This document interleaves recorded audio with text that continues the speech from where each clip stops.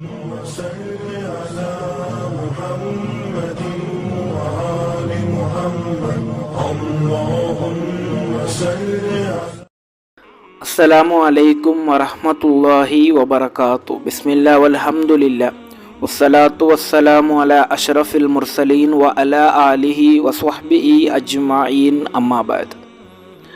ಬಿಸಿ ಚಹಾ ಕುಡಿಯುವಂತಹ ಸ್ವಭಾವ ನಿಮಗಿದ್ದರೆ ನೀವು ಇದನ್ನು ಕೇಳಲೇಬೇಕು. ಇಮಾಮ್ ತುರ್ಮುದಿ ರಲಿಯಲ್ಲಾಹು ಅನ್ಹುರವರು ವರದಿ ಮಾಡಿದಂತಹ ಹದೀಸ್ ಇಬ್ನ್ ಅಬ್ಬಾಸ್ ರಲಿಯಲ್ಲಾಹು ಅನ್ಹುರವರಿಂದ ನಿವೇದನೆ. ಅನ್ನ ನಬಿಯ ಸಲ್ಲಲ್ಲಾಹು ಅಲೈಹಿ ವಸಲ್ಲಂ ನಹಾ ಅನ್ ಯುತನಫಸ ಫಿಲ್ ಇನಾಇ ಔ ಯುಂಫಖ ಫೀಹಿ.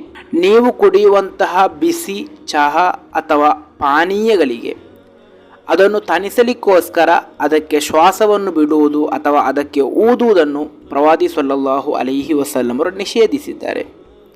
ಸಾಮಾನ್ಯವಾಗಿ ನಮ್ಮಲ್ಲಿ ಬಿಸಿ ಚಹಾ ಕುಡಿಯುವಂತಹ ಸ್ವಭಾವ ಇರುವಂತಹ ಜನರಿರಬಹುದು. ಅವರು ಆ ಚಹಾ ತಣಿಸಲಿಕ್ಕೋಸ್ಕರ ಅದಕ್ಕೆ ಊದಿ ಕುಡಿಯುವಂತಹ ಸ್ವಭಾವ ಇದೆ. ಹಾಗೆ ಮಾಡುವುದನ್ನು ಪ್ರವಾದಿ ಸಲ್ಲಲ್ಲಾಹು ಅಲೈಹಿ ವಸಲ್ಲಮ ನಿಷೇಧಿಸಿದ್ದಾರೆ. ಕಾರಣ ಅದರಿಂದ ನಿಮಗೆ ರೋಗಗಳು ಬರಲು ಅದು ಕಾರಣವಾಗಿದೆ.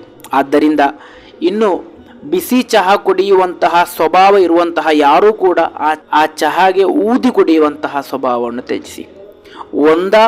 ಅದು ತಣಿದ ನಂತರ ಕುಡಿಯಿರಿ, ಅಥವಾ ತಣಿಸಲಿರುವಂತಹ ಮತ್ತೆ ಯಾವುದಾದರೂ ವಿಧಾನವನ್ನು ನೀವು ಮಾಡಿ, ಹೊರತು ಊದುವಂತಹ ಸ್ವಭಾವ ನಿಮಗೆ ಬೇಡ. ಕಾರಣ ಅದನ್ನು ಪ್ರವಾದಿ ಸಲ್ಲಲ್ಲಾಹು ಅಲೈಹಿ ವಸಲ್ಲಮರು ನಿಷೇಧಿಸಿದ್ದಾರೆ. ಅಲ್ಲಾಹನು ಈ ರೀತಿಯಾದಂತಹ ವಿಷಯಗಳನ್ನು ಕಲಿತು ಜೀವನದಲ್ಲಿ ಅಳವಡಿಸಲು ನಮಗೆಲ್ಲರಿಗೂ ತೌಫೀಕ್ ನೀಡಿ ಅನುಗ್ರಹಿಸಲಿ.